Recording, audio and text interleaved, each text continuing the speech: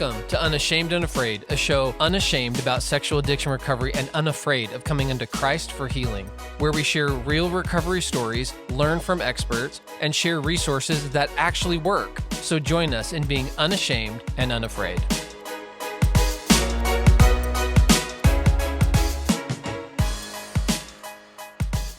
James, how you doing, Scooch, Steve? bro. I'm Scooch. Scooch, why are you sitting so far from me?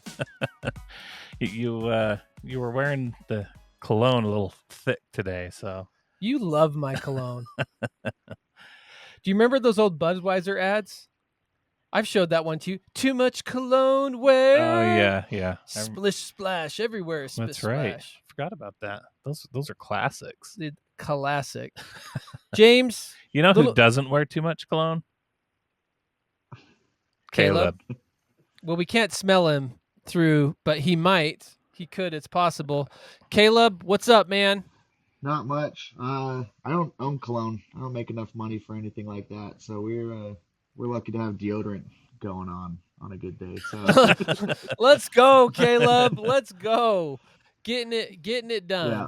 So, Kaleb, as we start the show and kind of sharing your story, one question I always like to ask is, why are you here? I know the context is, I know what our podcast is, yeah. Right? Guys Share Their Story, Recovery, Hope, all that. I know you know that getting on here that we're, not talking about work or whatever your deal is. But so there's the surface answer. Oh, yeah. Beneath that, I want to know, why are you coming on the show, man? I think one of the biggest reasons I want to come on your guys' show was just I heard about it, listened to a few episodes, and felt like I had some things to share with my story. I mean, I struggled with sexual, addiction and behaviors for probably about 15 years now, on and off throughout the time. Mm-hmm. And that led me to perform some acts that I'm definitely not proud of. Those led to criminal charges, and I spent 18 months in jail, and now I'm, a registered sex offender and get to deal with all the consequences of my actions. But in some ways, in a lot of ways, life is better now than it was before I got arrested. And I think I want people to know that just because life can really want to kick you when you're down, that it's worth going through and worth pushing through. Amen, brother. Yeah. So one question I want to ask you, Kaleb, just with your story and your background, and thank you for just being so unashamed about it and sharing what you've been through just at a high level. We'll dig into it here. But one question that I wanted to ask is, I think one of the biggest difficulties for me and a lot of people in recovery is this label of you're an addict or you're bad or you're a pervert or, all the labels that come. So, right, you have some labels from society now, right, Yeah. that you've got to fight through consequences of your actions. But I guess my question is, I'd be curious to know, what was the first label, negative shame label, you picked up in recovery, and where did it come from? The first one that comes to mind would be addict, and that was kind of thrown around as a possibility by different bishops and even my parents as a possibility for why I was continuing to participate in pornography usage, even though I didn't want to do it. I didn't enjoy it. I did not have, or wasn't helping me or anything like that. And so that was kind of one of the first labels that I got, probably about 13-ish years ago now. So. Yeah, and what was it like for you getting that label?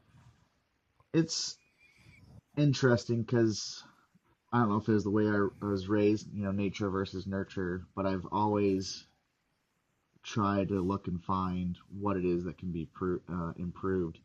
And in some ways, for me, just having a label or having something, set in stone, well, maybe not set in stone, but out in the open or identified, it makes it that much easier for me to get to work on it, as opposed to this being some mental kind of amorphous thing kind of floating around. It kind of gives it a physical identity that I'm able to then work through.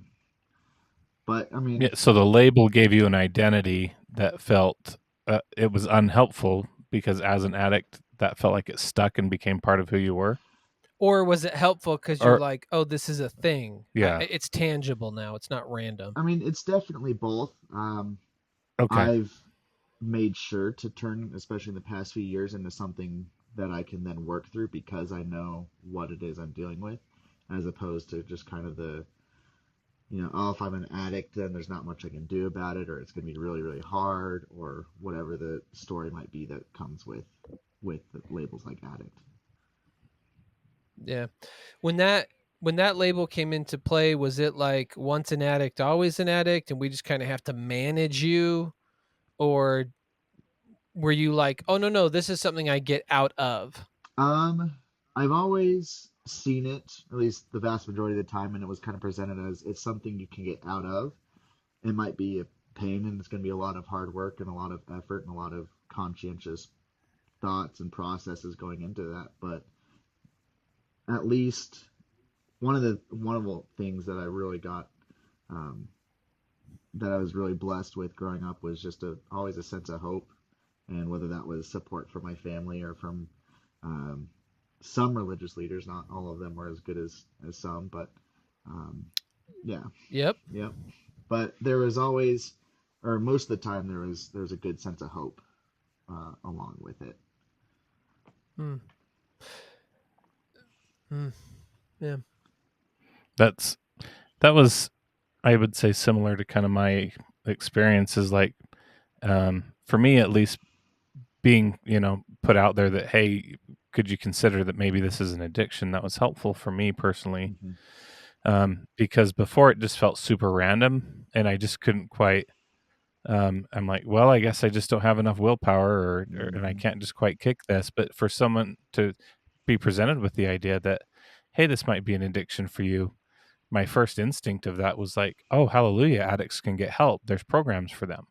Mm-hmm. And so for me, that was a very helpful space to step into at first, until I could move from, the after a while, it became disempowering to continue to identify as addict versus now a man who simply has struggled with compulsive behaviors and now has choices to do something different.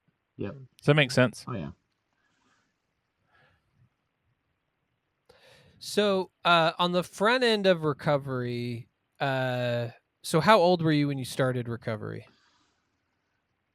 Well, all this became an issue. I was probably 13 when Mm-hmm. when I was first kind of caught viewing pornography by my parents, and it's pretty much been a long uphill battle through recovery pretty much since then. And I'm just barely 27 now, so I guess 14 years of trying to figure this out. Yeah. So And your who? parents were supportive in Yeah. this? They were hopeful parents, or were they not very helpful or hopeful, or were they shaming? What was your experience It's around that? well, it's an interesting dynamic with my parents. My mom was always very supportive of things. My dad was also extremely supportive, but his job is actually to be a chaplain in the military. So he's Mm-hmm. he's basically his whole career is religious counseling and all this stuff. And Mm-hmm. it was hard for him because he was trying to find that balance between he has all this professional knowledge and Got it. ways to do it, but how do you be a father versus just becoming a therapist or anything like Yeah. that? How do you just be Yeah. dad? Yeah. Yeah. So it was probably a lot harder for him, not because he wasn't supportive, but just because he didn't know the best way to approach things. Yeah. Yeah. To navigate that Yeah. relationship now of father versus, yeah. Yeah. So teenage years, beginning of recovery, who Hmm. was God for you in this story? Like if I could Yeah. go back to, 15-year-old, 16-year-old Caleb, and I'm Yeah. like, you know, truth, I give him the truth serum from Harry Potter. Hmm. I'm like, tell me your real thoughts on God. He would say, I think teenage Caleb would probably describe God in, I would say, the kind of classic, like old man, white beard, uh, kind of a little more amorphous. I grew up religious and all that good stuff, and I Mm-hmm. mean, it's kind of hard not to with with Yeah. dad's job what it was, but it was just Oh, when your dad's a chaplain, he wants Yeah. you to go to church on yeah. Sunday? Oh, Huh. Yeah. my poor mother would sit through 3 hours of church with us while dad was preaching on bass, and then we'd go to bass and go through 2 or 3 more hours of church with me and my three brothers. So Mm. bless her Mm. heart, she had to wrangle us, Yeah. and we enjoyed it most of the time, but at the end of the day, it was kind of long. But Yeah. That's a lot of a church. lot of church. Yeah. So, what was God's personality like to you at that age? I I always knew and I understood that he was my loving father. Um, but to say that I fully internalized that, I would have been lying.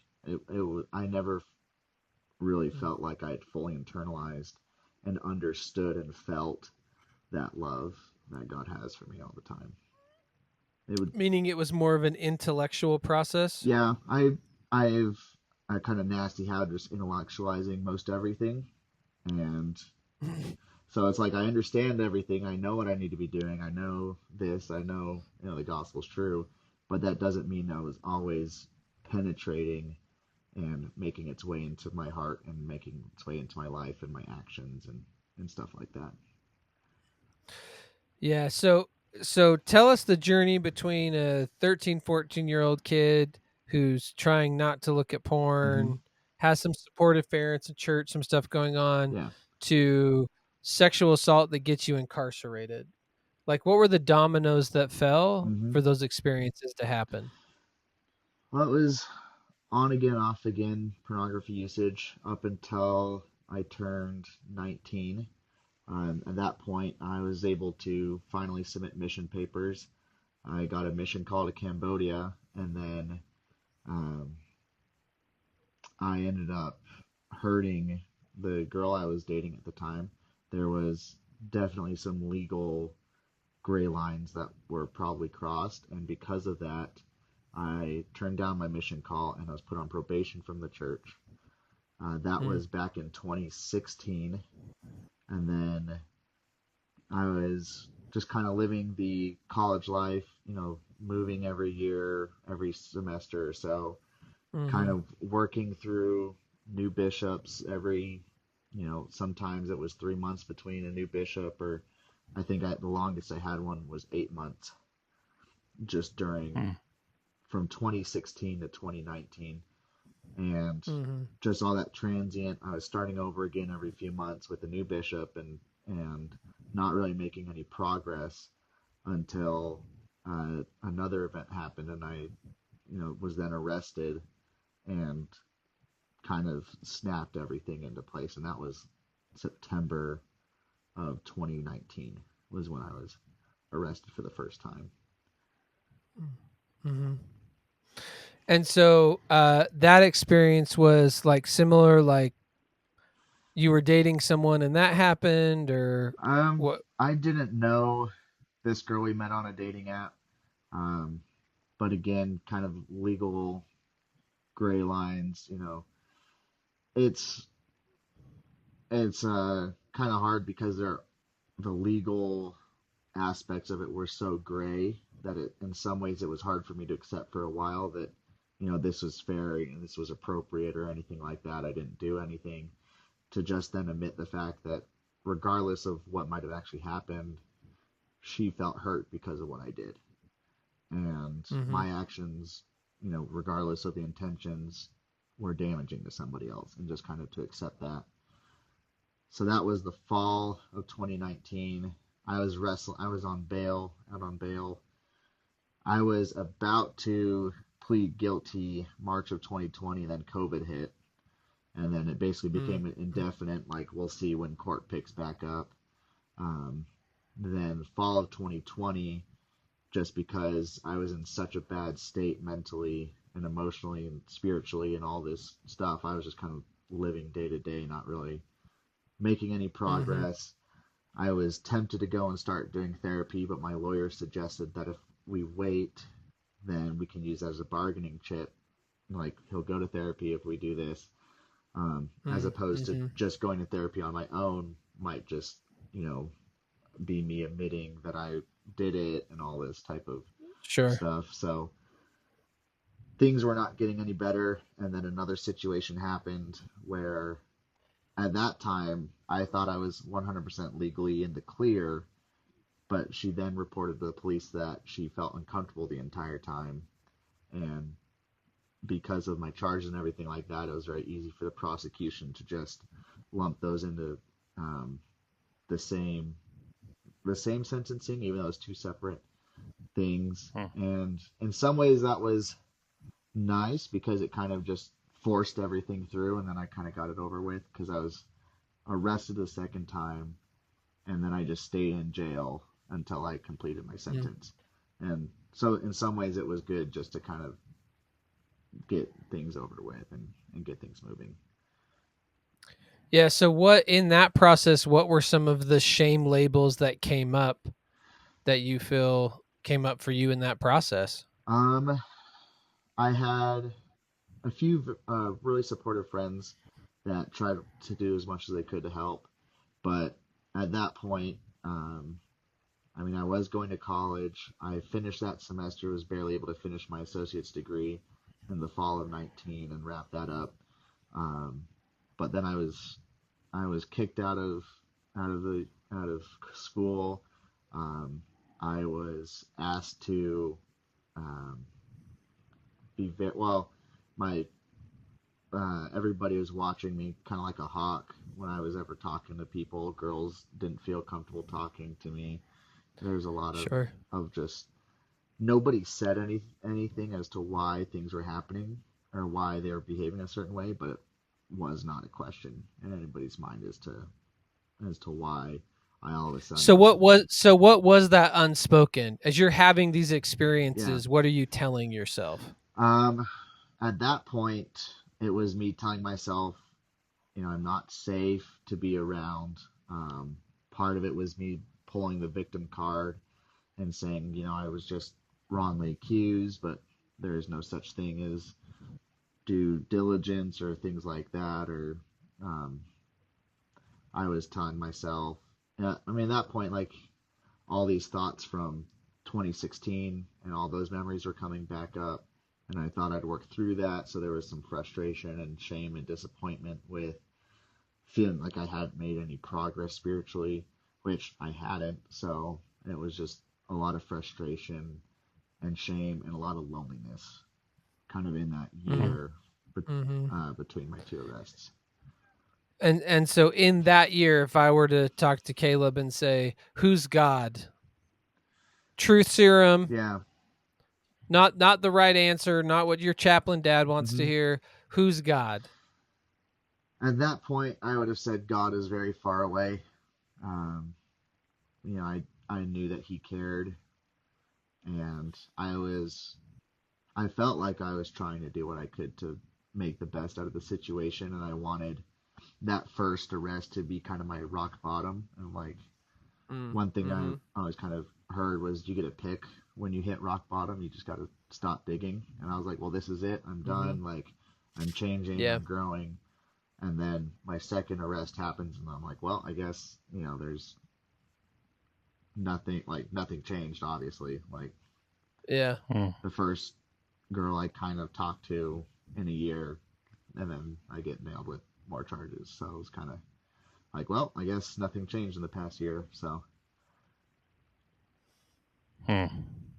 So God being distanced because God's pulling away from you, you're pulling away from him. What was the story you were telling yourself at that point? um, he felt distant, and I knew it was because I was not inviting him into my life, and I was just so frustrated because I never felt like God was part of my life, and I just didn't know how to get him into my life. Mm. and I was Mm. trying to find all these intellectual things, like what was I need to do or anything like that. And I kept hearing every once in a while, growing up, especially like a non-denominational Protestant uh, environment, a lot of people are like, "Oh yeah, I just prayed and then just told God that He's in control and I just let Jesus into my life." And I was like, I don't think it's that easy. But I found out in jail it kind of is that easy. You just gotta. Um, I like to say, "Shut up and listen." I know that's not the verbiage that God's using, but sometimes Sure. it's kind of the Well, verbiage I need to hear. So Yeah. Well, take us to what was it like being incarcerated then, yeah, and what that process looked like for your. It sounds like it created some movement in you that you really needed yeah, and that you were looking for. So, kind of talk us through that transition or that period in your life. yeah. So I spent a total of 18 months in jail. When I first hit when I first hit jail, and I was still kind of tying up the last few. I was October of 2020 through January. I was wrapping up the sentencing and all that for. At that point, both cases, we basically just pled guilty to both of them at the same time, and then the sentencing and all that stuff. So at that point, I was still pretty angry in a legal sense, but I was bound and determined again to kind of stop digging and to put the shovel down and start working my way back towards Christ. So, um, yeah, I guess that's one of the questions I have because just hearing different people's stories and seeing this, and I want to say this to everyone listening.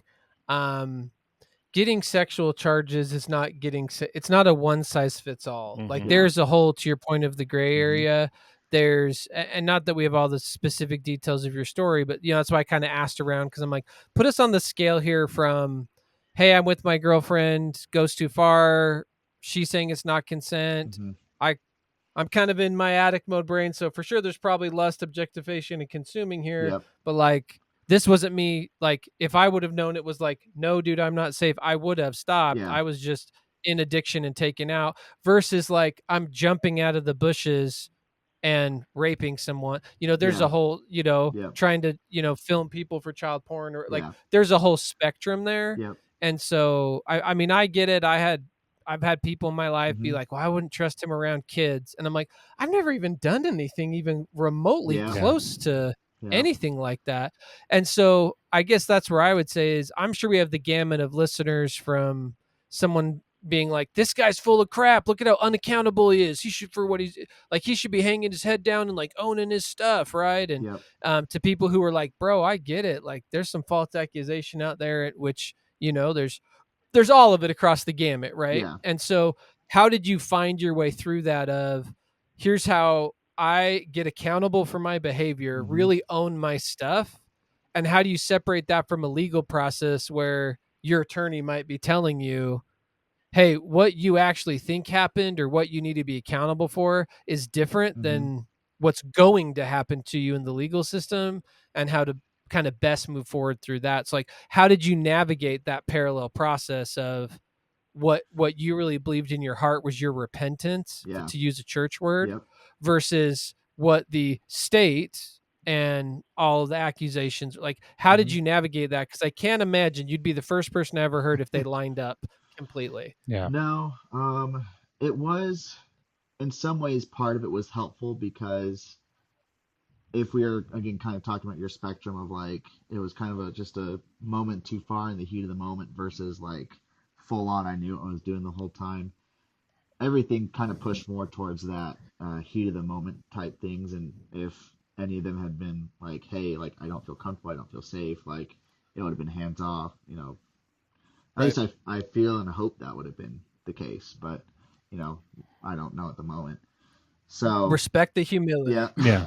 yeah. I mean, I have learned that I prove myself wrong quite often. So, um, it's so in some ways it was not it was frustrating because I had to deal with all this legal stuff, and I was more concerned about just kind of the long term objectives or the long term results and consequences, because at the time I was studying to be a shop teacher, and it's kind of hard to become a teacher if you have sexual offenses, Mm. even if Mm. everything Yep. was with adults. Tough to work at a school. Yep, Yep. Yeah. yep.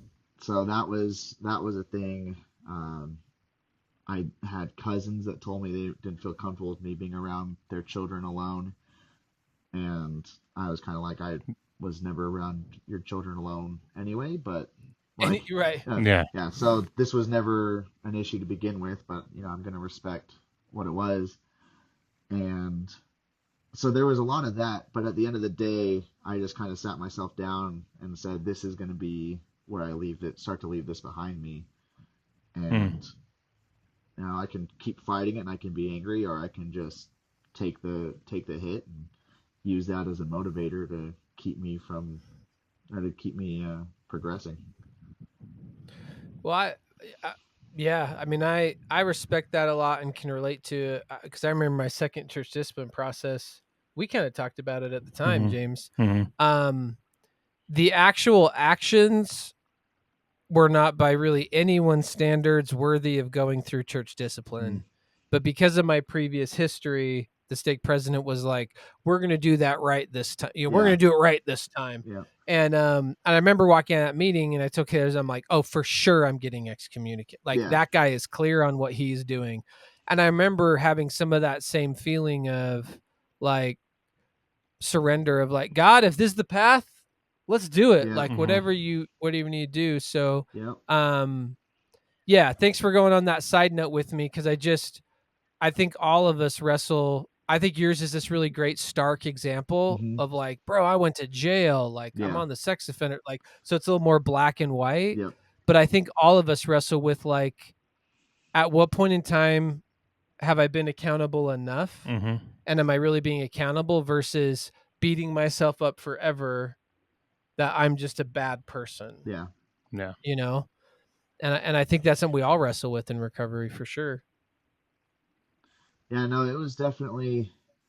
It probably wasn't until, so I mean, arrested the first time September, October of 19, arrested again October of 2020, and then it probably wasn't until like February, I think, of 21 after I was sentenced, and I was like, you know what, the legal stuff at this point, it's done, it's over. We're just moving on. Mm-hmm. And Yeah. Mm-hmm. so, I mean, yeah, it might sound easy because I'm looking back at it now, 3 years ago, 3.5 years ago, but there was it took me quite a few months of sitting in jail all day doing nothing else besides watching people argue over what we're watching on the TV, and like that's that was Yeah. Well, Just take me again, kind of going back. Take me through that the incarceration period and kind of your internal process with that. and I want to ask the unashamed yeah, question. My guess is that what everyone thinks jail is like and what it's actually like are different. yeah, So I'm just thinking of everyone watching like Yeah. all the Sure. different Netflix series and being like, oh, he did this. And having some other people who have been on the show who have been incarcerated, it's a different experience than people think. yeah. And so, you can speak from the eye. And so, what was that experience like? Really like for you? What Hmm. was different than you thought? What was the actual experience? I don't know. Well, going into it, I was just kind of like, well, I have no idea what to expect, so we're just gonna see what happens. Um, First thing they did was they put me in O&A, observation and assessment. Basically, how they try to test and see how grumpy you're going to be and how much they basically have to worry about you. Um, Yeah. so when I was arrested and through O&A was about 5 or 6 days, and I didn't get a shower the entire time. So I'm just sitting there in one of the smaller cells with one other guy. He was coming off of drugs the first bit, so he was pretty cranky. So I just laid in my bed and like tried to sleep as much as I could, and just pass the time that way, because you eat your meals, and there is, I don't know how many people are aware, but there is kind of like a jail hierarchy, prison incarceration hierarchy. Like the harder you are, if you're a hardcore gangster, you kind of get the most respect, and then sexual offenders, and then child sexual offenses with children are kind of the bottom of the rung because we're seen as just preying on the innocent and the weak. And people will like ask what you're in for, and they'll contact people on the outside. They get your name and they'll contact their friends and family and they'll look you up, and if you lie to them, like, you're hosed. So you just do what you Mm-hmm. can not to talk to anybody, not to bring any attention to the fact that you're in there for sexual offenses. So after I finally got done with ONA, they sent me up to uh, it was what was it called, protective custody, which they send all the sexual offenders, and like if you try to drop from a gang or something like that, they send you in there because they know most of those people aren't really going to get into many fights or anything like that, so they just kind of throw them all together. But I remember showing up in there and they're like, everybody's like, what are you in for? And I was like, and they're like, it's okay, we're all sexual offenders in here. Like, so I was like, oh, okay. Like, yeah, I'm just in for sexual offenses. And that was a pod. So it was a big room with like 30 bunks, 30 metal bunks. You get like a 2-inch thick foam pad if you're lucky. And Mm. yeah, lights always on. So you have all the bunks. Then you have a few tables where you're sitting around. They give you meals 3 times a day, most of the time. There's things like you should be getting to go outside and go to the library once a week. There was a 4-month stint where I didn't get to see the light of day because they just never took us outside. They were always like, oh, there's not enough guards Wow. on duty or this or that or the other. And it took some of the guys contacting their lawyers and be like, it's been 4 months since we've gotten outdoor rec. The jail handbook says we get it every week. Like, something's going. So they started to kind of apply the pressure Wow. in order just to Wow. get us to go outside for an hour in like I'd say maybe like a 50 by 50 foot chain link fence, concrete slab where you Wow. get to see sunlight. So it's, at least for me and my experience in protective custody, most days were pretty quiet. We had a few.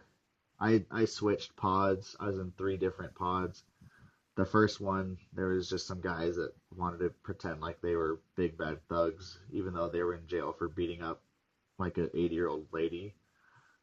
And even all of us as sexual offenders were like, no, dude, like, you don't really have any sort of standing Yeah. because like we're in Come on, bro. we're Yeah. in here for all these different reasons, but you're acting like you're tough because you beat up an 80-year-old woman. Like, what are you?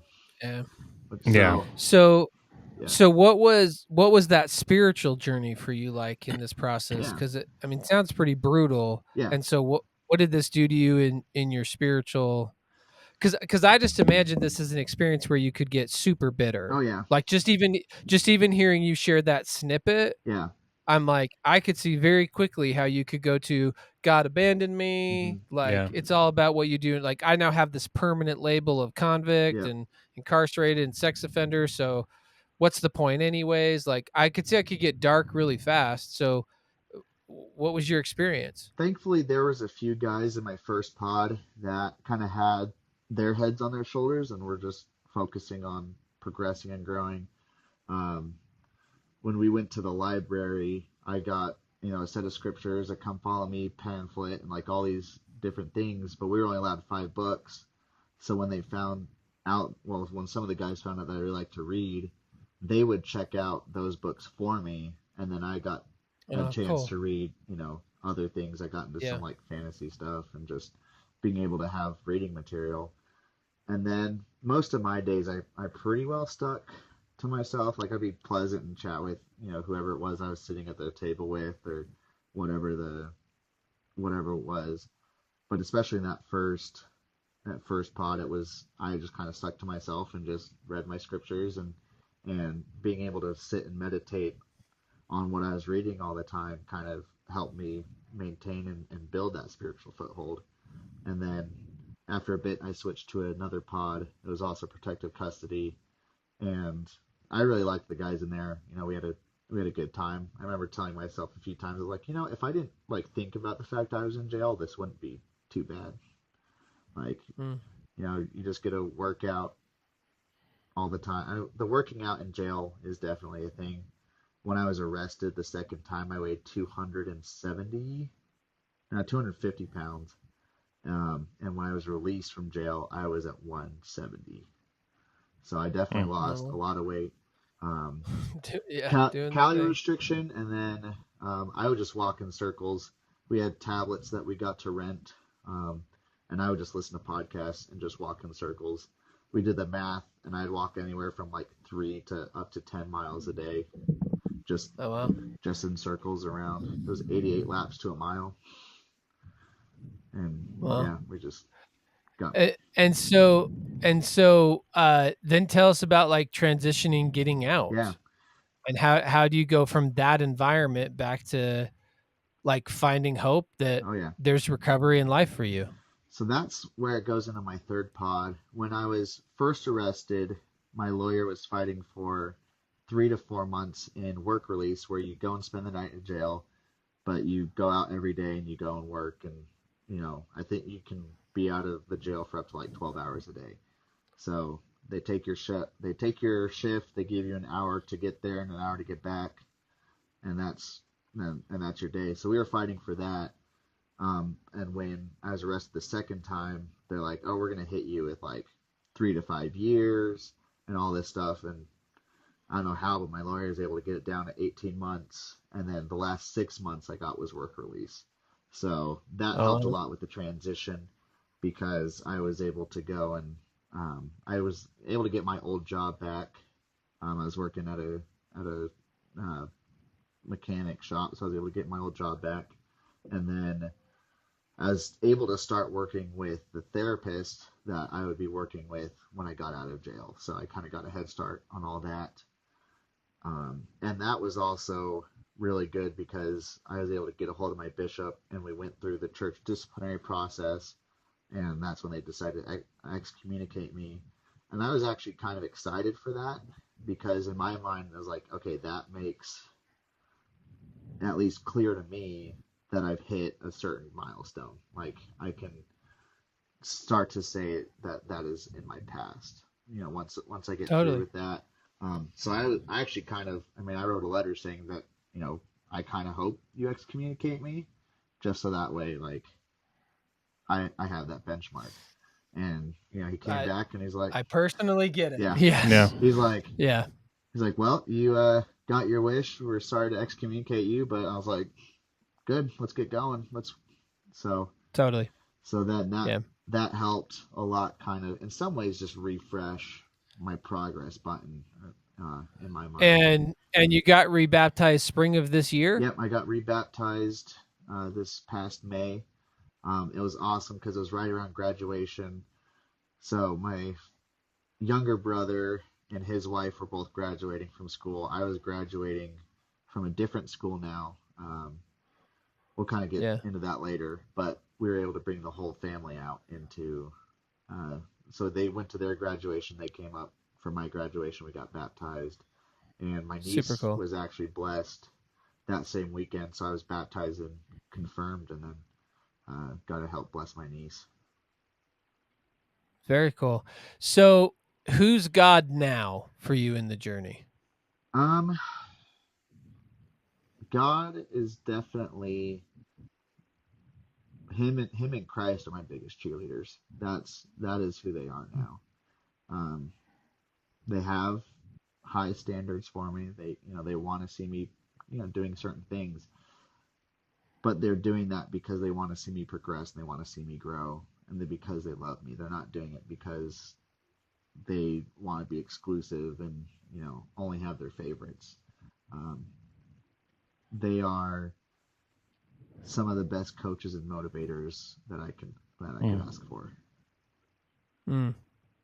And what do you feel like you've been able to do to shed those labels so you're not defined as a sex Hmm. offender, an addict, a bad Yeah. guy? Um, well, I think some of the biggest things that helped was, like I kind of mentioned, I went to therapy. When I got released, I went to 6 week inpatient uh, treatment, and then I continued to work.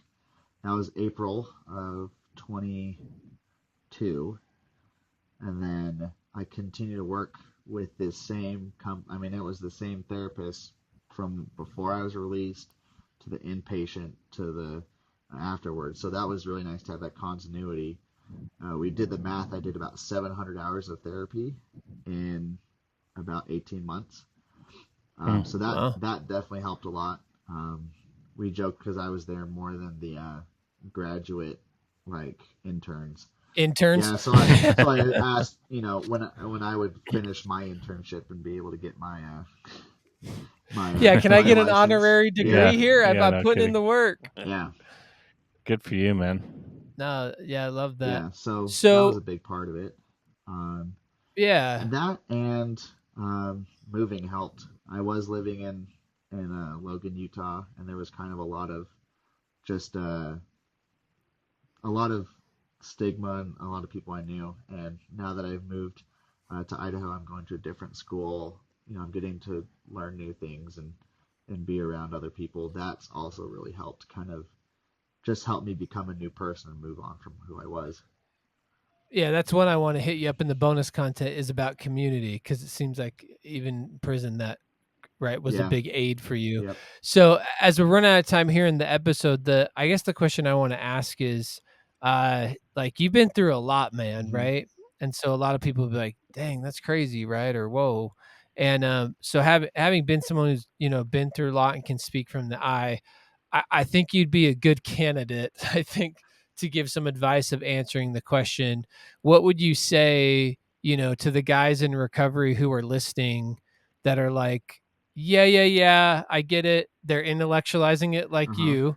Yeah, yeah, I get it. God loves me. I'm good. I'm not an addict. I'm worthy of love. But really in their heart, they're still carrying, I'm an addict, Hmm. I'm a bad guy, I'm a pervert, I'm a perpetrator, Yep. I'm evil.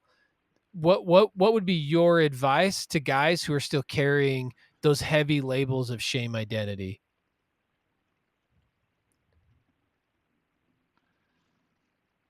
I think one of the first things I would say is those are labels that you can choose to accept for yourself and you can choose to make them true, or you can, like I kind of said earlier, you can shut up and listen to what God wants for you. And it was kind of frustrating and funny at the same time when I realized that it was because I was reading my scriptures every day. It was because I was praying constantly, and it was because I was meditating on what God wanted me to do. It was really when I got to make a lot of progress in that kind of self healing. That combined with just finding a purpose, finding something to work for that you can use to distract yourself when you're getting down. So kind of that spiritual aspect to it, but then also finding something to live for that is Mm. bigger and better than just you um, uh, just living for the day to day. Yeah, man. I love that.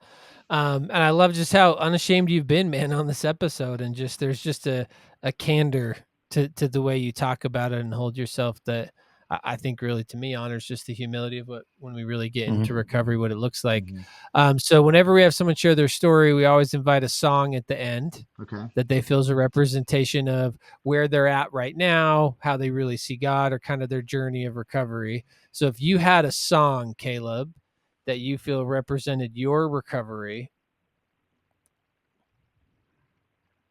I, for the past few years, have always, or have really stuck to the second verse of I Stand All Amazed, um, especially the part where it talks about how Christ loved us so much to sacrifice himself for somebody who's proud and kind of stubborn and bullheaded, and I take that to heart. And I think even though I've worked through a lot of the main things that caused me to get into pornography and to hurt other people, there's still a lot I need to work with, and Christ still is very patient with me, and I think that is um, Mm.